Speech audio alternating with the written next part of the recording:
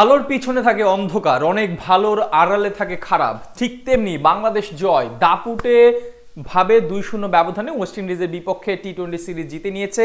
এর ভেতরেও রয়েছে একটা গুরুতর সমস্যা, একটা বিস্ফোরা, সেটা লিটন কুমার দাস। তার যে পারফরমেন্স, তার যে হতশ্রী পারফরমেন্স, সেটা এই জয় কি আড়াল হয়ে যাবে? বাংলাদেশের এই জয় কি সেটাকে আড়াল করে দেবে? লিটন কুমার দাস সবশেষ ম্যাচে ওপেনিংয়ে খেলতে নেমেছেন। 3 নম্বর পজিশনে তিনি ব্যর্থ হচ্ছিলেন বারবার। সবচেয়ে ভাইটাল যে পজিশন, সেখান থেকে নিজেকে সরিয়ে ক্যাপ্টেন তিনি, নিজের চাওয়া মতো তিনি আসতেই পারেন ওপেনিং পজিশনে, কেউ তাকে বাধা দেওয়ার নেই, তিনি চলে এসেছেন এবং ওপেনিং পজিশনে খেলতে নেমে সেখানেও বরাবরের মতো ব্যর্থ। 10 বলে মাত্র করেছে 3 রান। আগের ম্যাচে গোল্ডেন ডাক 0। ওয়েস্ট ইন্ডিজ সিরিজের 5টা ম্যাচ যদি আপনি দেখেন, 3টা ওয়ানডে আর 2টা টি-20তে, 2টা ম্যাচে তিনি 0 রানে আউট হয়েছেন। বাকি একটা ম্যাচে 2 রান, একটা ম্যাচে 3 রান, একটা ম্যাচে 4 রান, অর্থাৎ 8টা রান তার সর্বসাকুল্যে তিনি করতে পেরেছেন।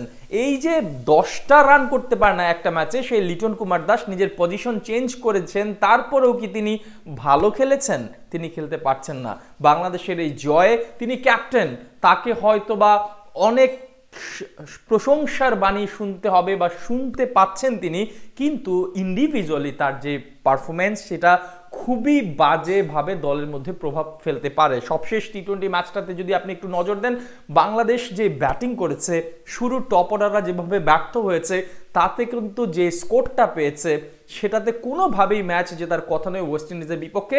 সেখানে পুরো ক্রেডিটটা বোলারদের, তারা চমৎকারভাবে বল করে বাংলাদেশের ব্যাটারদের মান ইজ্জত বাঁচিয়েছে, বাংলাদেশ দলটাকে একটা সম্মানজনক অবস্থানে রেখেছে। না হলে এটা টি-20তে ডিফেন্ড করার মতো রান না। এবং সেখানে বড় কালপ্রিট কিন্তু লিটন কুমার দাস।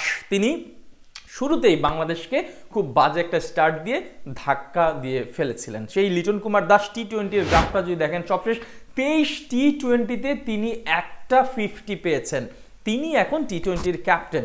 এই লিটন কুমার দাসকে নিয়ে ভাবার যথেষ্ট সময় হয়ে গেছে, আর সময় নষ্ট করার কোনো সুযোগ নেই।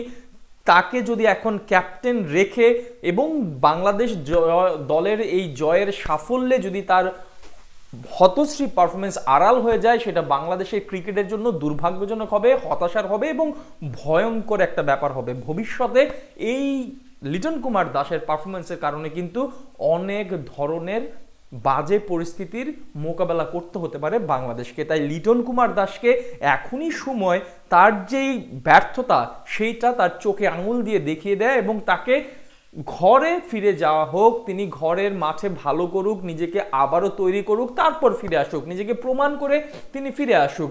শুধুমাত্র অন্য ক্রিকেটারদের ইনজুরি, তিনি স্টাইলিশ ব্যাটসম্যান, এইসব ক্যাটাগরিতে জাতীয় দলে রাখার কোনোই সুযোগ নেই।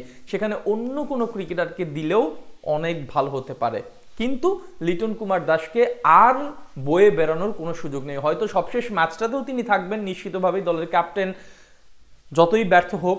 হয়তো এই সিরিজটা তিনি অলরেডি জিতিয়েছেন নেতৃত্ব দিয়ে, সেটা বলতেই হবে। সেই লিটন কুমার দাসকে এই সিরিজের পরে নিশ্চয়ই ভাবা উচিত নির্বাচকদের, লিটন কুমার দাস আর কোনোভাবেই এখন চলছে না, তাকে অন্ততপক্ষে ঘরোয়া ক্রিকেটে প্রুভ করে আবার জাতীয় দলে আসা উচিত।